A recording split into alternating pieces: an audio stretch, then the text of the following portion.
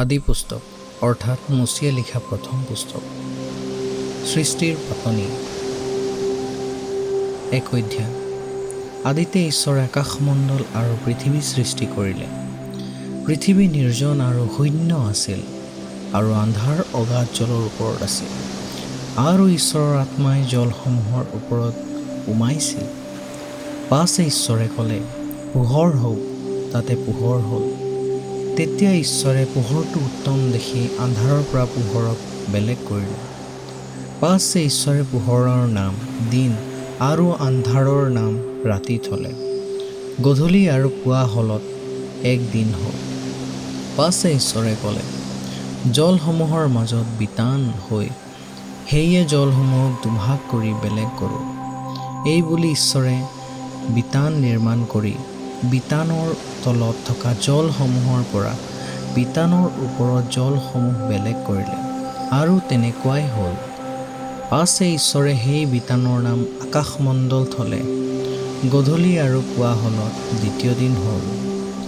পাছে ঈশ্বৰে ক'লে, আকাশৰ তলত থকা জলসমূহ একে ঠাইলৈ আহি গোট খাওক আৰু স্থল ওলাওক। তাতে তেনেকুৱাই হ'ল। তেতিয়া ঈশ্বৰে স্থলৰ নাম ভূমি আৰু গোট খোৱা জলসমূহৰ নাম সমুদ্ৰ থলে, আৰু ঈশ্বৰে তাক উত্তম দেখিলে।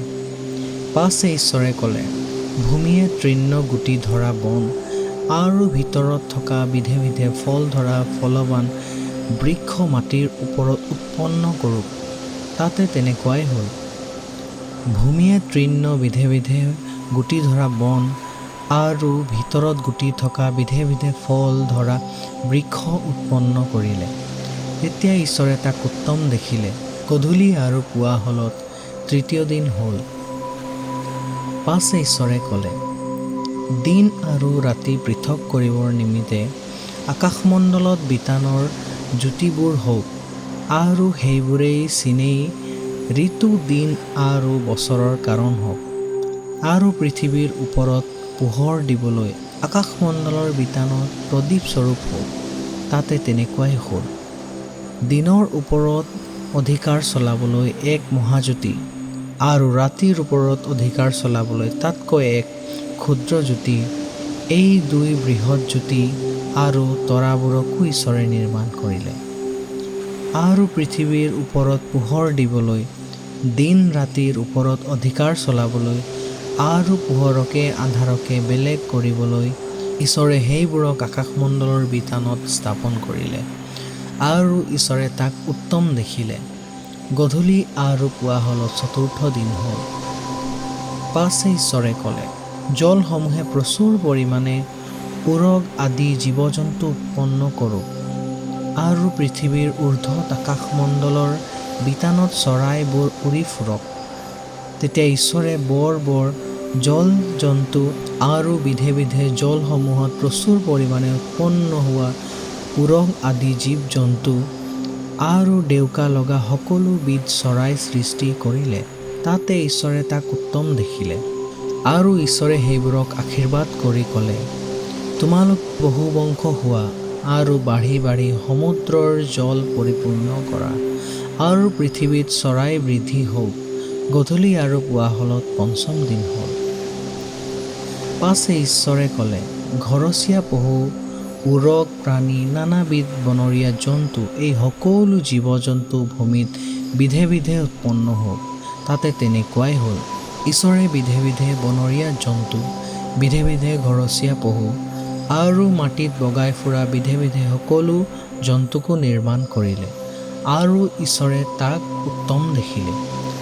ঈশ্বৰে ক'লে, আমি নিজৰ প্ৰতিমূৰ্তিৰ দৰে আমাৰ সদৃশ মানুহ নিৰ্মাণ কৰোঁ।